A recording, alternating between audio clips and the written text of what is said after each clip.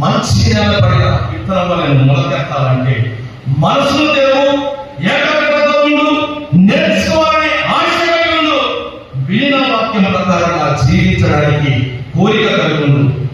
కోరిక కలిగిన నీవు క్రియల ద్వారా దేవుని కార్యాన్ని అనేకులకు పరిచయం చేసేవాడిగా, బోధించేవాడిగా, ఈ వాక్య దైవ జ్ఞానాన్ని అనేకులకు అందించేవాడిగా ఉండాలి.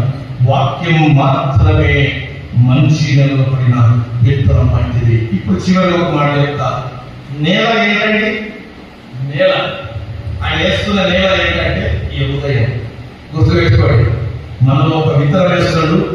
ఈ నేల హృదయం, విత్తనం వాక్యం. అందుకే మంచి నేల పడిన విత్తనం 100 60 30 ఫలించింది. మరి ఈ దినం ఈ వేదాంత వీక్షణ గురించి వింటున్న మనం ఎలా ఎదుగుతారు? 100 60 30 జ్ఞాపకం చేసుకున్నాం. దేవుని కృపను మనం పొందుకొని దేవుడు మనకి ఇచ్చిన ఈ జీవితం, విశేష జీవితంలో నేను చివరి మాటలు చెప్తున్నాను. ఇంకా ఎవరికైనా మనసులో ప్రేరేపణ కలిగితే ఈ దైవ జ్ఞానాన్ని సంపాదించుకోవడానికి ట్రైనింగ్ చేయండి. చదవండి, ఏం బాధలేదు. 60 70 80 సంవత్సరాలు ఉన్నవాళ్ళు కూడా ఏం బాధలేదు. బోధనలు అనుకుంటాడు, ఎందుకంటే బయటికి క్రాస్ అయ్యాడు, వచ్చి ఆ కాలేజీలో కనబడతా ఉన్నాడు. ఎంత బట్టర్ అనిపిస్తాడు, కంప్లీట్ కాలేదు. లేదు, ఇది నేర్చుకున్నప్పటి నుంచి ఇక్కడ నిలబడినప్పుడు దేవుడు నాకు మాట్లాడిన మాటలు, దేవుడు నాకు ఇచ్చిన ఆ స్పర్శ నేను చెప్పగలను. ధైర్యం వచ్చింది. ఈ రోజు మన పిల్లలకు ధైర్యం రావాలి. వాక్యంలో బైబిల్ తీసి ధైర్యం రావాలి, వాక్యంలో ధైర్యం రావాలి, బోధించే ధైర్యం రావాలి. పక్కవాడి స్నేహితులు చూస్తున్నప్పుడు వేరే చదవకుండా దేవుని వాడికి నమ్మకంగా పరిచయం. జీసస్ అంటే ఎలా ఉంటాడు? Is the best friend.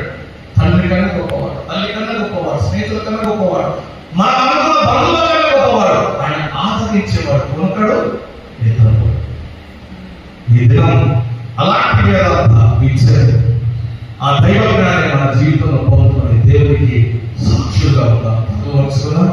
ప్రార్థన చేసుకున్నాం. ప్రతి ఒక్కరు మీ హృదయాల్లో ఒక 6 నిమిషం ప్రార్థన చేసుకోండి. అవుతాడు, నిజమే నాకు చదవాలని నేను పోలీస్ స్థితిలో ఉన్నా, అయితే ఇంట్లోనే ఉండి నేను వాక్యం చదివితే నాకు ఈ జ్ఞానాన్ని బోధించు, సంఘంలో నేను కూడా వాడబడాలి అని నువ్వు ఒకసారి దేవుడి దగ్గర జ్ఞాపకం చేసుకో. దేవుడు నీతో మాట్లాడేవాడని చేసుకో. నాతో మాట్లాడు ప్రభువా ఒకసారి, నాతో మాట్లాడు యేసు ఇంకొకసారి.